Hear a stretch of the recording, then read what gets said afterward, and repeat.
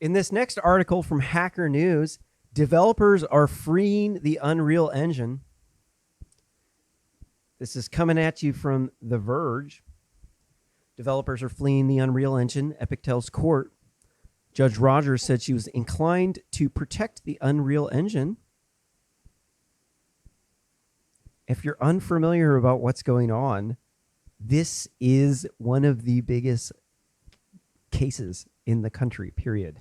What happened here, we covered this on the show in some previous in a previous episode. Just look for Apple in the descriptions. You can search on the internet Real Simple News space Apple, and probably should pop up one of the videos. Apple has been engaging in antitrust. They decided to ban Fortnite from the App Store, and they also banned it from the Google Play Store. The reason being is because Epic Games, they wanted to circumvent the 30% App Store fee. And so they put in a credit card thing because it just makes sense to do that. And Apple booted Fortnite off of the... Hold on, no, I already said that. So Apple booted Fortnite off of the App Store, and then they booted them off of Mac OS entirely. They revoked their developer's license. And if you're unfamiliar with Unreal Engine, a gigantic percentage of video games use Unreal Engine.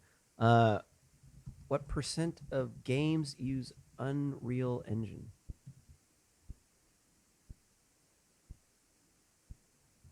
Dang it, why do they do that?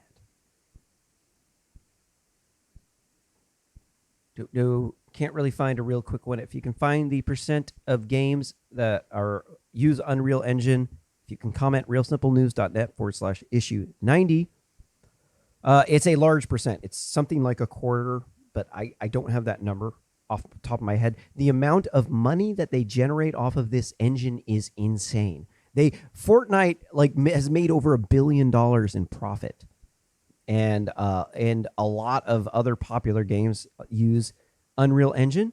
And so when they kicked Unreal Engine off of Mac OS, they prevented every other company out there from using the Unreal Engine. So this is a shitstorm. This is insane what is going on here. Let's read the article.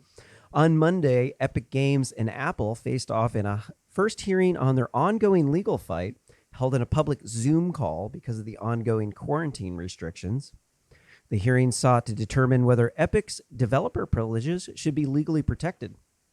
Initially by a temporary restraining order, setting the stage for a more powerful preliminary injunction that would remain in force for the duration of the trial. Wow. Woo! That if they get this injunction, this is the end of Facebook, the end of Google, the end of Apple, the end of Microsoft. This is the end. This is the biggest court case in the country. Judge Yvonne Gonzalez-Rogers did not issue an immediate ruling on the issue, but said she would be issuing a written order in the fact that I will issue it quickly. However, Judge Rogers opened the hearing by indicating she was likely to take action to protect the Unreal Engine, but let Fortnite ban stand. I'm not inclined to grant relief with respect to the games, the judge said, but I am inclined to grant relief with respect to the Unreal Engine. So let me let me decompose this legal speak for you. I'm very good with law. I'm an amateur constitutional law scholar, so I'm very well aware of the antitrust laws and how they work. So the antitrust laws, what you have to understand about antitrust is there's a difference in between hyper-competitive practices and antitrust. Antitrust very specifically is meant to protect the customer, not the business. The businesses are supposed to be cutthroat and compete to get the lowest dollar. That's how you innovate. So Antitrust started with the Rockefeller Standard Oil Corporation, and Rockefeller got so big that the rest of the industry players started getting upset, and they started taking Rockefeller to court. And so they started passing antitrust laws because they said, well, it's whether or not the business goes under, that's doesn't really affect the general public as a whole, because we want our economy to have so many different businesses that one of them can go under and it's not going to affect the economy at all. In fact, this is the DARPA internet model. If you're unfamiliar with this, it's the best model that you can get. So let's take, for example, this is my example I like to use. I own a company that makes MIDI controllers, lighting controllers, audio interfaces, and some music software, open source. And then it's one of my businesses. I have a lot of businesses. So this business, I made it my audio interface, MIDI controller, built-in touchscreen, and I was going to go take this to market. And when I first started in the startup world, I was delusional, thinking I'm going to be like a bazillionaire from starting the startup company. And then as I got into the industry, learning all of the different intricacies of how the market works, I discovered there's this company called Behringer. You might have heard of them. Behringer is, they are an industry juggernaut. They have a manufacturing facility that can pump out the cheapest equipment, and their stuff is, I love Behringer. I think Behringer is great. It's not the top of the line, but you know what, man? It works, and it's stable, and I can afford it. So I'm using a Behringer sound card right now. In fact, their preamps are great. I mean, you got to admit, this mic sounds pretty good, dude. And part of it is the clean preamp. Part of it is its pod mic. It's only $100 mic. They went up. Price went up. This mic's dope. Get this mic. Maybe I think it's 150, 180 now, though. I would pick them up. It's still worth that much money. It is. They've done comparisons to this and the Shure SM5, and it is almost identical to the SM5. It doesn't have the filters. What does that mean? Sorry, going off on a tangent. I will go off on tangents about cameras and microphones anytime that you allow me to. Back to this, though. So I wanted to start this company, and then after pitching to a lot of investors, I mean, I pitched for years to investors, Startup Weekend, and eventually I found some manufacturers that would give me a net 60, but then I, still wouldn't be enough to get me where I wanted. The problem with this industry is that if I enter the market, Behringer can tap me out by dropping their price. So my product is integrated. It's got the sound card, the MIDI controller, I'm throwing in an HDMI into it. That's going to be my differentiating feature. But Behringer can just they can put a sale on their products, such as their Air line of mixers, their XR18. They could drop those. XR18 is my competition. Also the Mackie, those touchscreen mixers. That's my competition. That's who I'm competing with.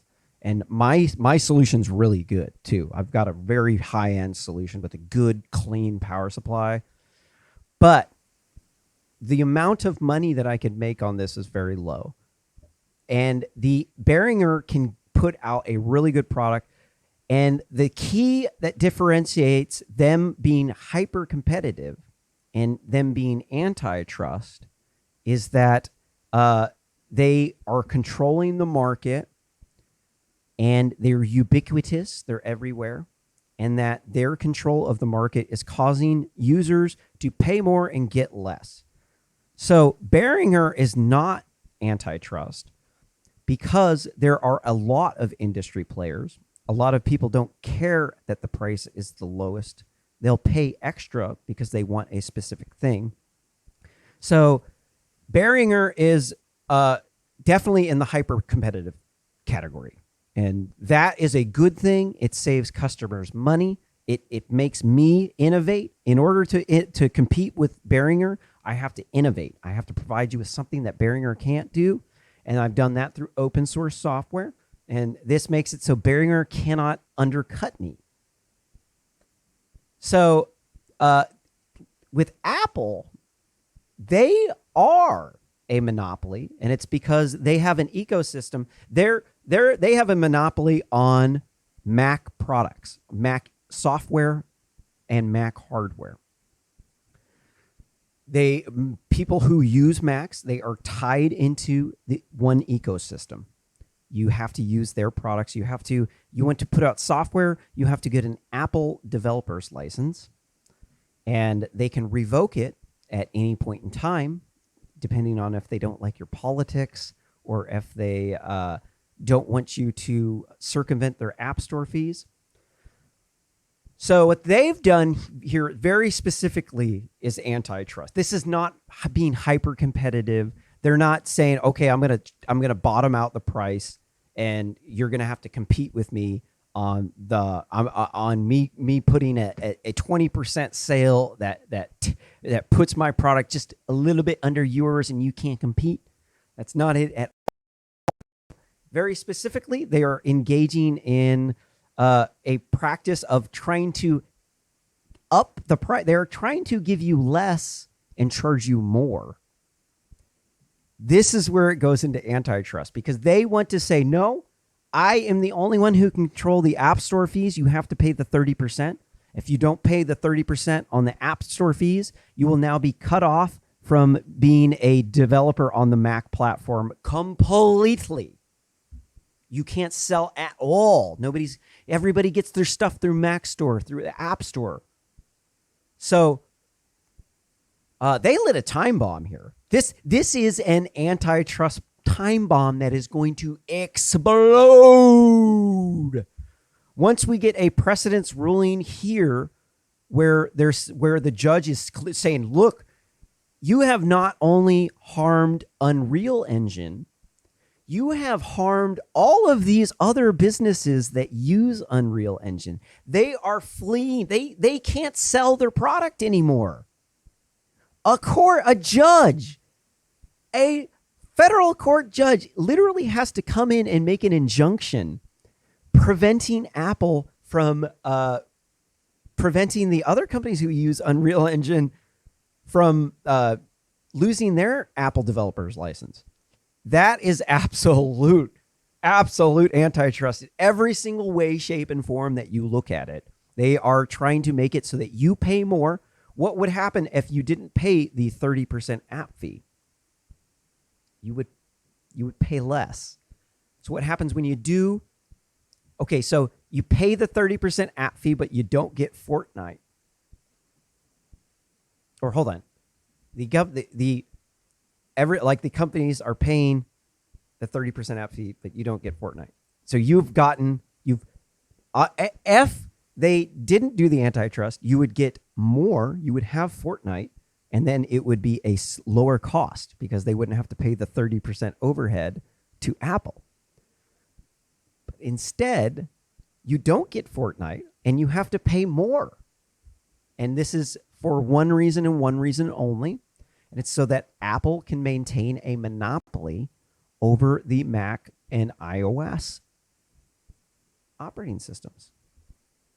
It's antitrust. And the implications of this are far reaching. Once Apple goes down, the next one going down is Google, because Google also too engaged in antitrust against Fortnite.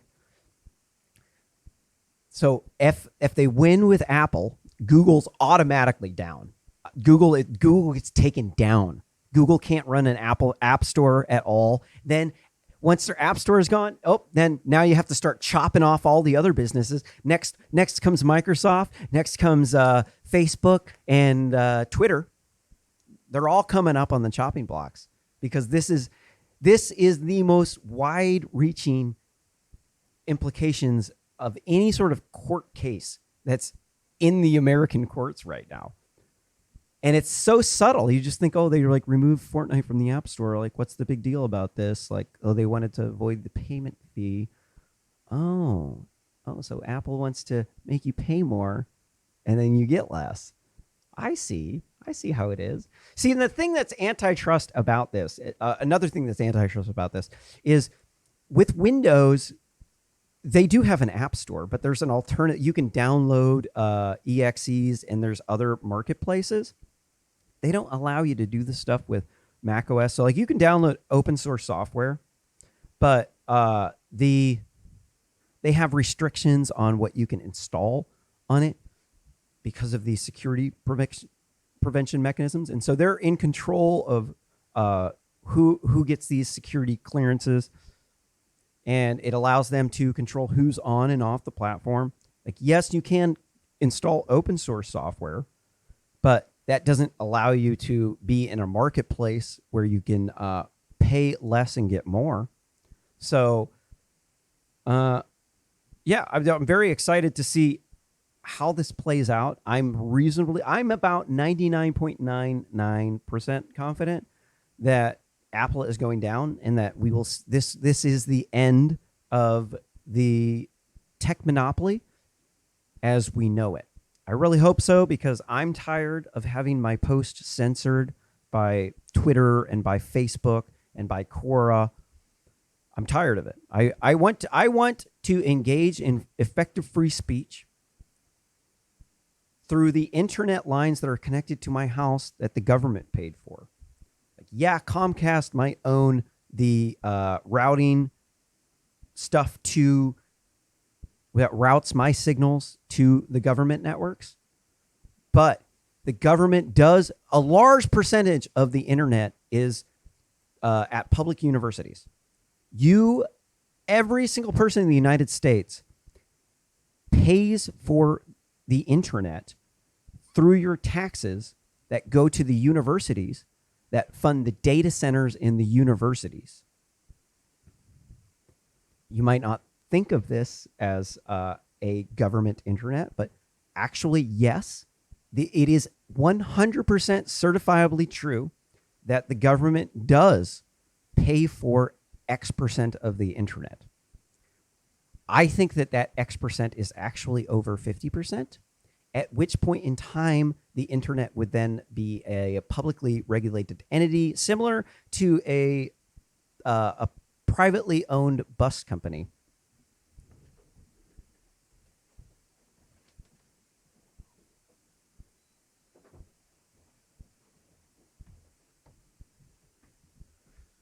All right, it's getting hot in here. I'm going to